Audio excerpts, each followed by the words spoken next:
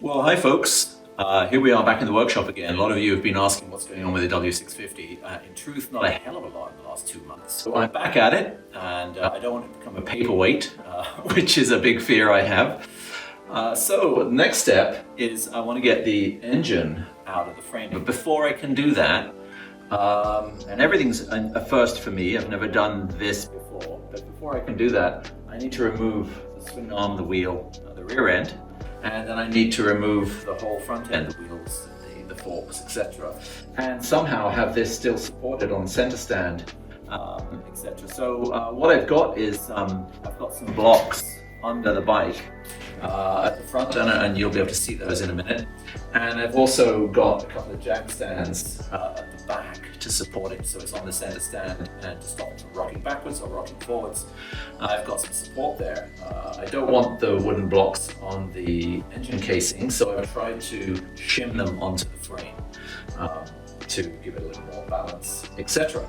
So that's the task today, is just get the rear end off, the front end off, have this standing like this. The next thing to do after that is to get 4 burly men and lower this down onto its cradle frame, and then to tip it on its side after undoing the engine mountings and get the frame off. But that'll be the next video after this one.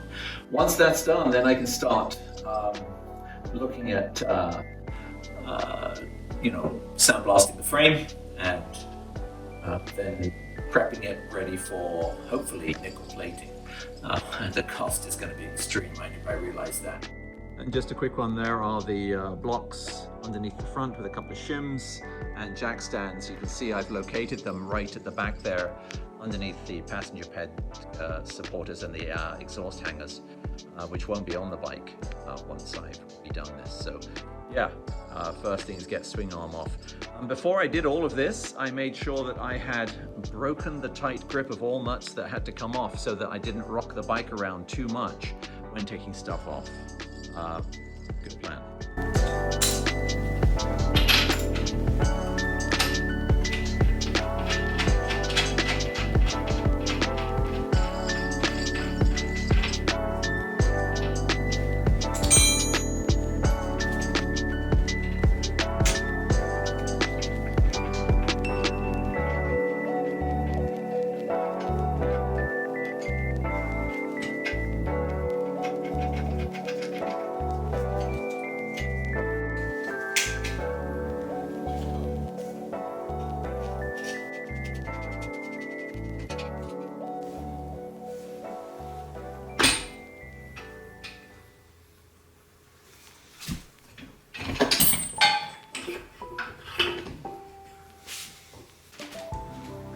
Rear axle and fittings.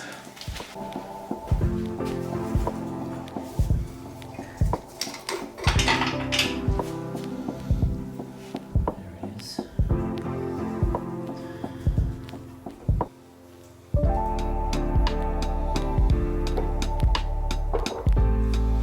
Push drive.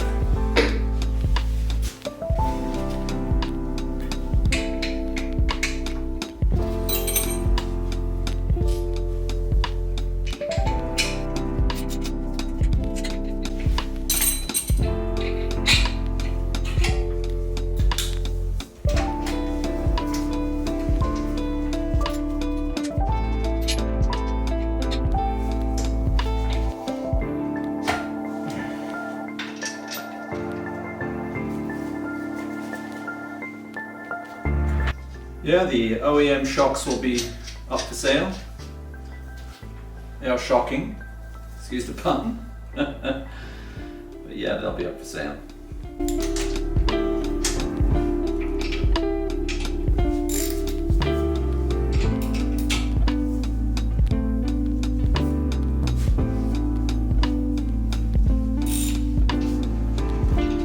Of course, make sure you've slackened the shocks off before you do this. That way they don't push down too hard. So they're on the softest setting possible before you take them off, which is what you want.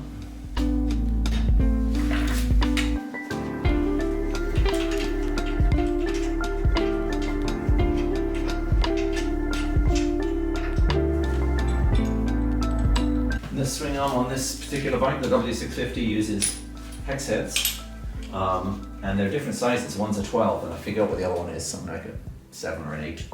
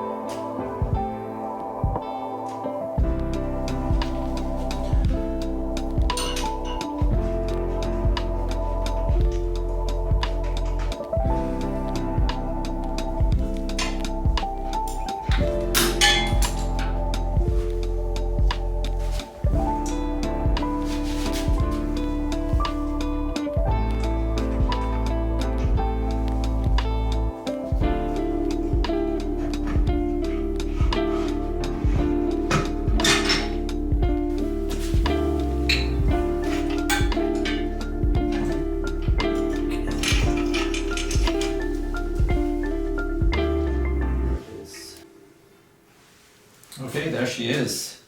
Dirty as all get out after years of use, oil and etc. But essentially in good shape. No chips, bangs, dings, dents, rust, corrosion or anything like that. So kudos to the previous owners. Good job. So while we got the Swingarm off, I won't be using much of this, except I will be using this guy. I need to get him out. There we go. And that goes over the pivot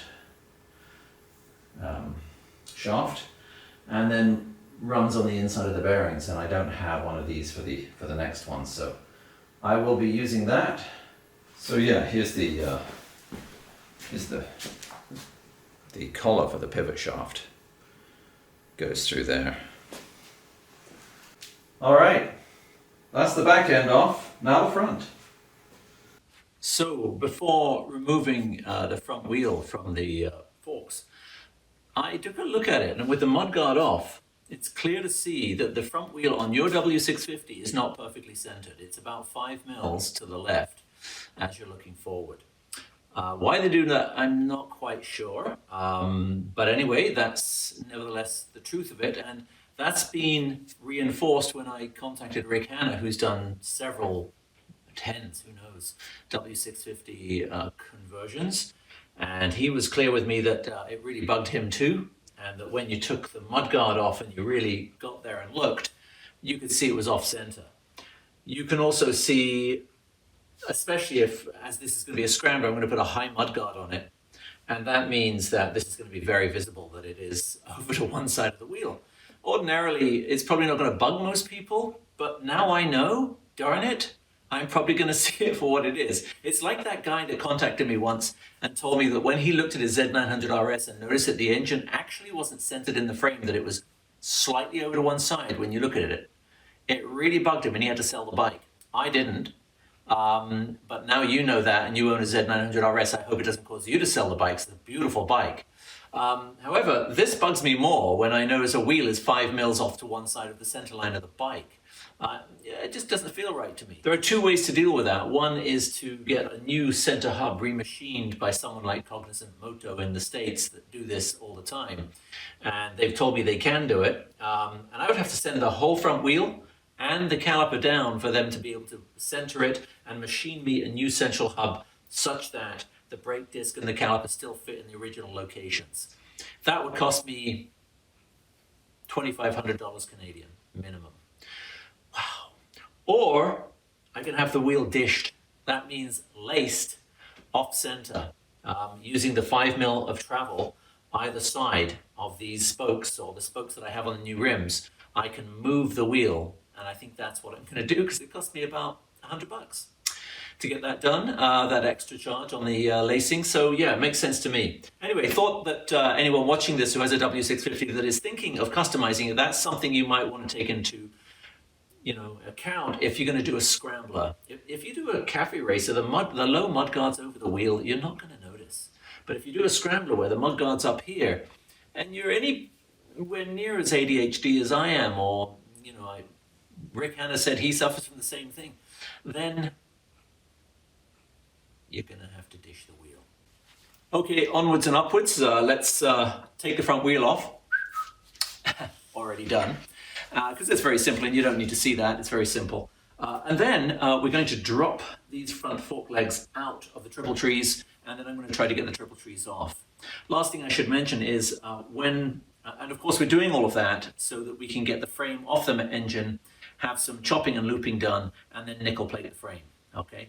How am I going to do the lower fork legs to match? I'm obviously going to get rid of this black. I've got a sandblaster over there. You can probably see it right there. I'm going to give it a shot in there and see if I can do it. It takes a long time with that sandblaster. I might get them aqua blasted if that doesn't work.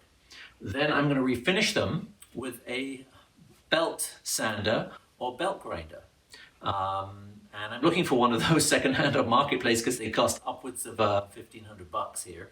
So I'm looking for one of those, and I want to get a sort of brushed aluminum finish on them. And then I'm going to Cerakote them to seal that in so I never, ever have to clean them again. Because they're low down, they're going to get dirty. There may be other parts on this I Cerakote, such as the side cases, etc. We'll see. We'll see how that works out. All right, let's carry on.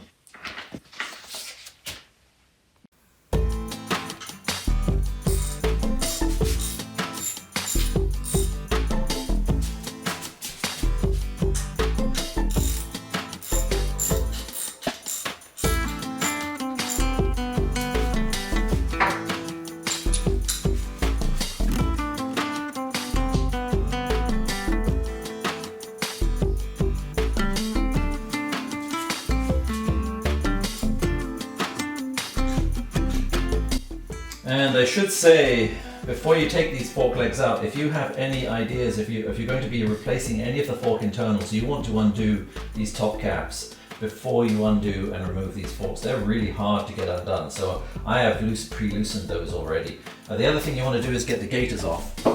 So the upper and lower clamps loosened with, guess what, 2 different size Allen keys. I guess so that Joe Blow on the sidewalk can't do you in with 1 Allen key. I don't know. Yeah, we'll probably have to go a little lower with that.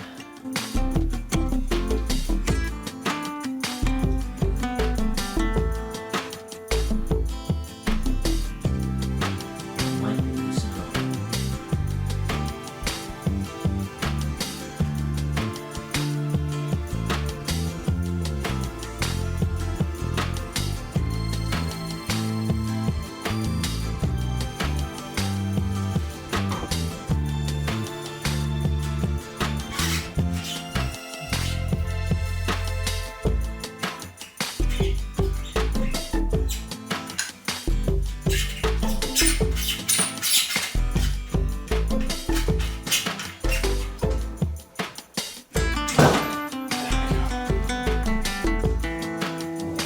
Feels grungy.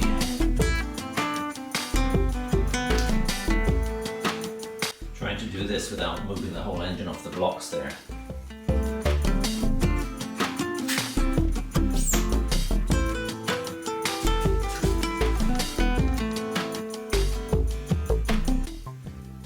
It does look like the fork seals held up really well with the gaiters on here. Perhaps thoughts when I finish this off and decide whether I'm going to put gaiters on again. There we go.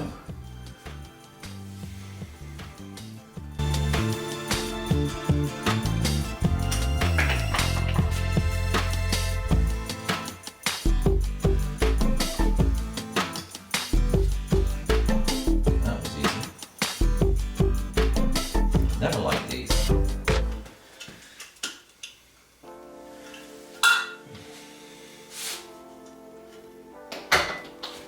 Go.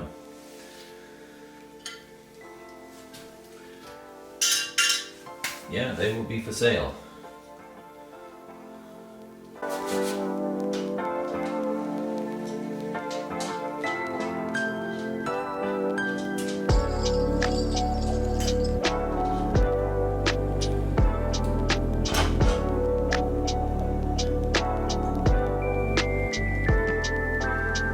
Okay, Okay, for this next part, you're going to need this special tool. I had it from the early 2000s on my previous W650. Can you believe it? I kept it. Keep things around, you never know when you need it. This is the steering stem nut wrench, and it's a Kawasaki part. It's in the manual. It tells you the part number of it, but it's a way that you can get off a little nut underneath here. So first of all, I've got to drop this lower triple tree now. So I take off the washer first of all.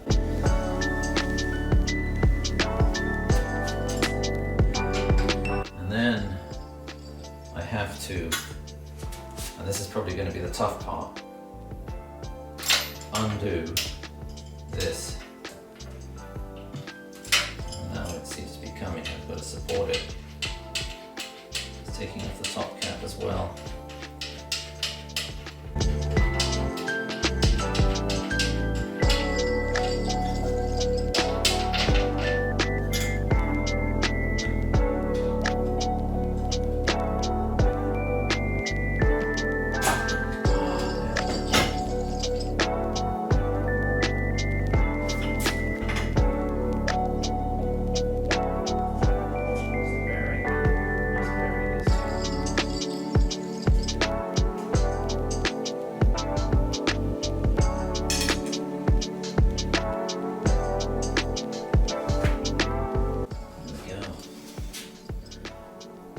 Bearing looks great.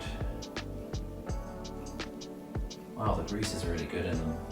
They don't look worn at all. That has lasted 26 years. Amazing.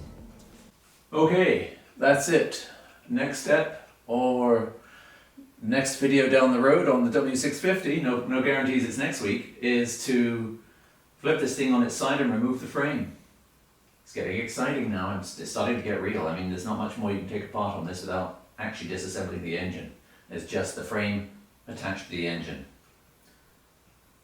Holy sugar, what have I done? See you in the next one.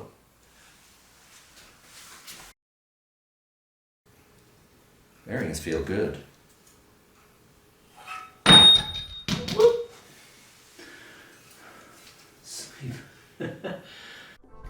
Once again, thanks for watching everyone. If this is the first time you've watched, please consider subscribing. I do product reviews, motorcycle reviews, off-road and on-road vlogs, as well as tours. Don't forget to follow me on social media, that's Instagram, Facebook and Twitter, and to like, and especially, I'm begging you here folks, subscribe. This is the Blue Mopple Rider, out.